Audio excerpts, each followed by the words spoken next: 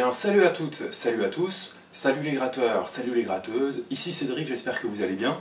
Alors voici mon tuto 151, et ce sera le cours numéro 2 sur Zephyr Song des Red Hot Chili Peppers.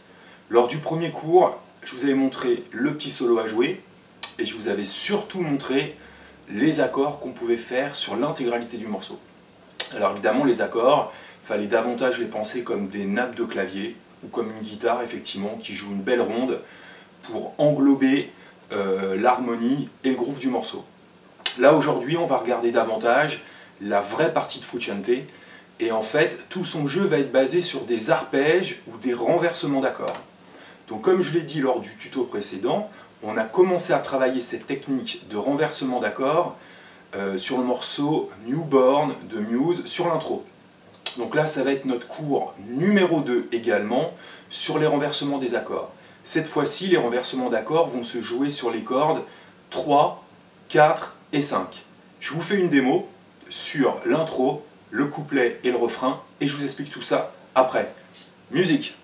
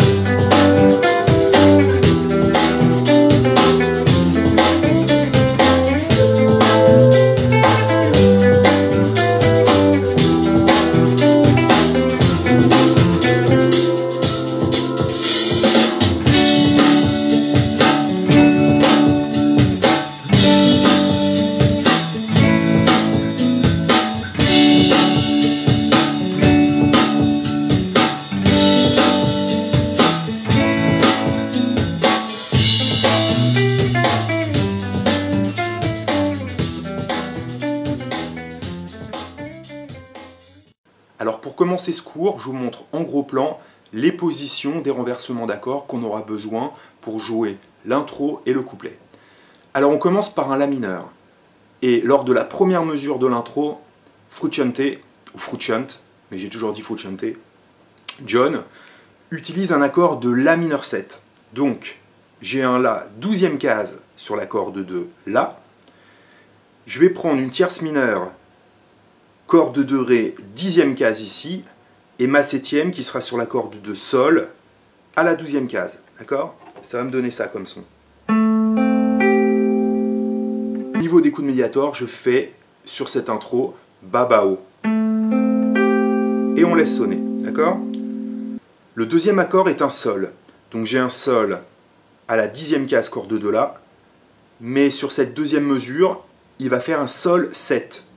Donc je vais prendre mon Sol 10e case, sur ma corde de Ré, avec mon index, je prends la 9e, et avec mon troisième doigt, corde de Sol, je vais prendre la 10e.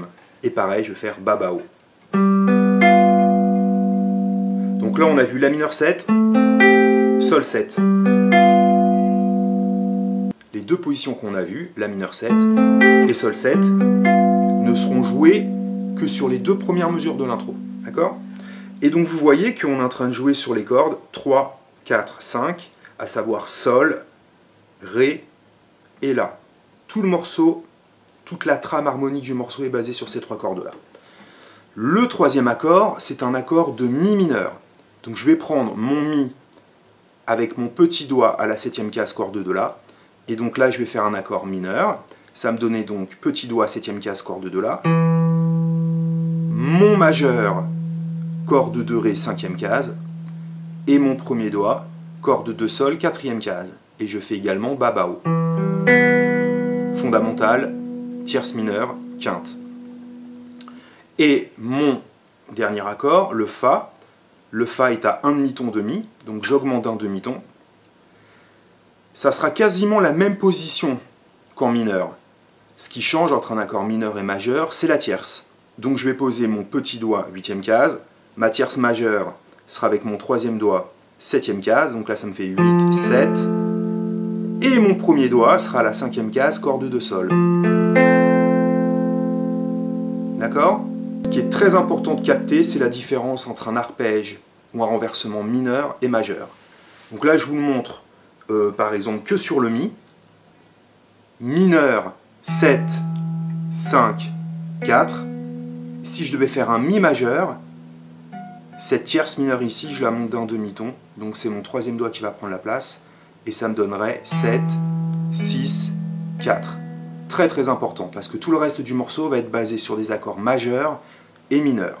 Je remonte la position mineure. 7, 5, 4. Et si je devais faire un arpège majeur, ça me donnerait 7, 6, 4. D'accord? Donc, les 4 premières mesures de l'intro. La mineur 7, 12, 10, 12. Sol 7, 10, 9, 10. Mi mineur, 7, 5, 4. Fa, 8, 7, 5. Deuxième partie de l'intro, un arpège simple de la mineure, donc la même position que je vous ai montré en Mi mineur. Ça va me donner, toujours avec les doigts, mineur, c'est avec les doigts petit doigt, donc auriculaire, majeur, index. Donc deuxième partie de l'intro, la mineure, 12, 10, 9, sol majeur, comme je vous ai montré tout à l'heure. Pour la position majeure, j'utilise les doigts 4, 3 et 1. Donc sur le sol, ça va me donner 10, 9, 7. Mi mineur, ça ne change pas comme tout à l'heure. Et Fa majeur, ça ne change pas. Donc deuxième partie de l'intro, la mineure, 12, 10, 9. Sol, 10, 9, 7. Mi mineur, 7, 5, 4. Fa majeur, 8, 7, 5. Très très important de maîtriser ça. Alors pour le couplet, ça sera exactement les mêmes accords. Donc si vous n'avez jamais travaillé les positions que je vous ai montrées, dans un premier temps, faites comme pour l'intro, vous laissez sonner. Pour vraiment vous familiariser avec ça. Et ça sera à jouer 4 fois. Maintenant, une fois que vous l'avez bien, il va falloir rajouter des notes, parce que la mélodie va être basée sur cette forme d'arpège, plus des petites notes. Alors, sur le La mineur, on va faire normal, on va rajouter le La une fois qu'on aura fait les 3 premières notes. D'accord? Ensuite, on va rajouter 12 cordes de Sol, et tout va se passer après sur la corde de Sol. Et là, j'ai fait 12, 10, 9. Donc, sur l'accord de La mineur, lorsque le couplet démarre, ça va donner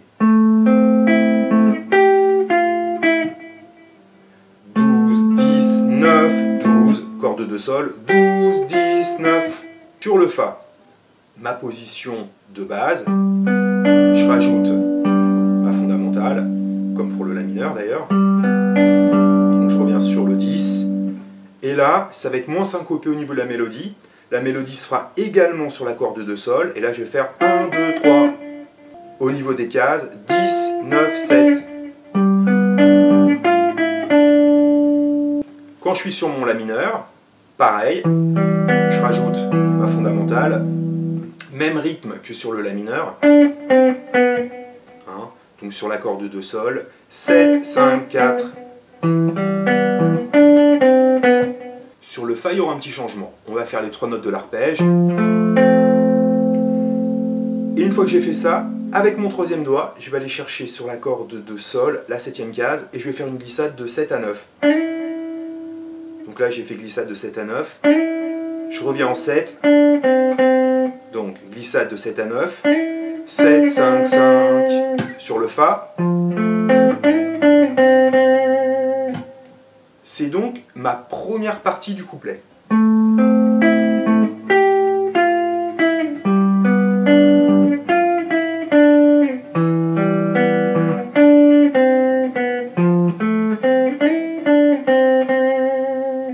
C'est la première partie du couplet. Il y a une deuxième partie. Alors, je vais faire mon La mineur normal. Je rattaque la fondamentale. 12e case, corde de Sol. Ensuite, 10e case avec mon majeur, corde de Si. Et avec mon premier doigt, 9e case, corde de sol. Donc 12, 10, 9, 12, 12 cordes de sol, 10 cordes de si et 9 cordes de sol. Sur mon accord de sol, le même mouvement que précédemment. Sur le mi mineur, je fais comme tout à l'heure. Je rattaque la fondamentale. Petit doigt, 7e case, corde de sol. Avec mon majeur, je vais prendre corde de si, 5e case. Et avec mon index, 5e case, corde de sol.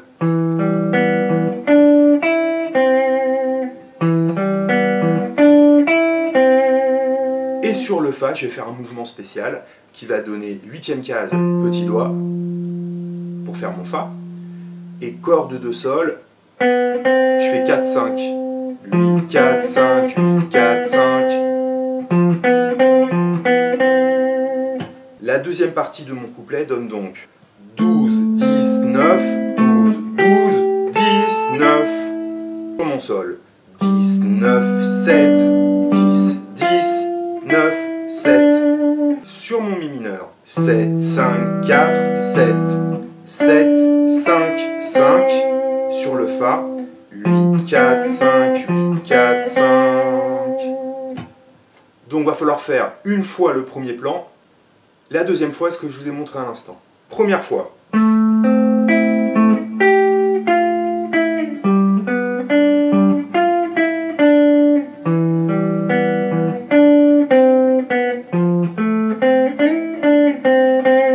Deuxième fois.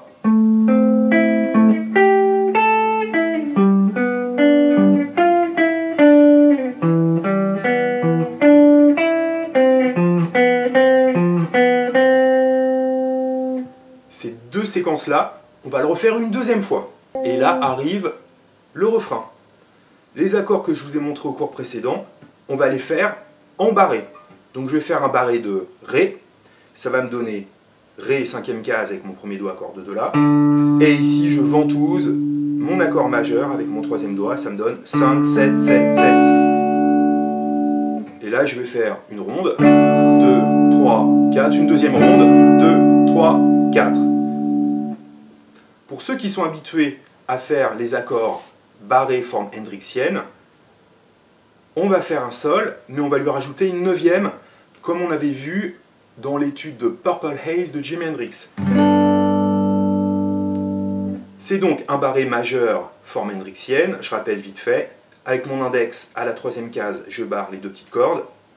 Mon majeur prend la tierce, 4e case, corde de sol. Mon 3e doigt, 5e case, corde de Ré. Mon pouce prend la basse, ici.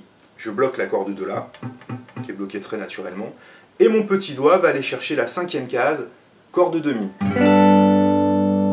Je fais une ronde et je fais le même accord en La. Donc le refrain, Ré, Ré. Je place mon Sol 9, ou Sol Add 9. Et je fais mon La. Une fois qu'on a fait le refrain, il y aura une petite transition vers le premier mouvement du couplet. Ensuite, on part à nouveau sur un couplet. Ensuite, refrain qui sera 2 fois plus long. La première fois, comme on a fait avec des rondes. Et la deuxième fois, reprendre la rythmique de la dernière fois, celle qui faisait Ba, Ba, O, Ba, Ba, Ba, O. Sol, 9, La. C'était donc Zephyr Song, deuxième partie. Alors, vraiment, très important de travailler ces renversements d'accords, d'autant plus que vous voyez qu'on travaille avec le petit doigt. Donc, si vous n'avez jamais travaillé cette technique, comme j'ai dit dans la vidéo explicative, allez-y cool. Hein, n'hésitez pas, effectivement, à travailler juste 3 notes, même sur le couplet. D'accord? C'est-à-dire jouer un petit peu à la manière de l'intro. Pour le refrain, à vous de voir si vous optez pour les barrés ou les accords ouverts. On s'en fout, l'harmonie sera toujours la même, donc il n'y a pas de souci. J'espère que cette vidéo vous a plu. Si vous êtes fan des Red Hot, ne vous inquiétez pas, plein de Red Hot arrivent sur ma chaîne YouTube. A très bientôt, bonne musique, et si vous aimez mes vidéos, n'hésitez pas à vous abonner, à les liker et à en parler autour de vous. A très bientôt, salut!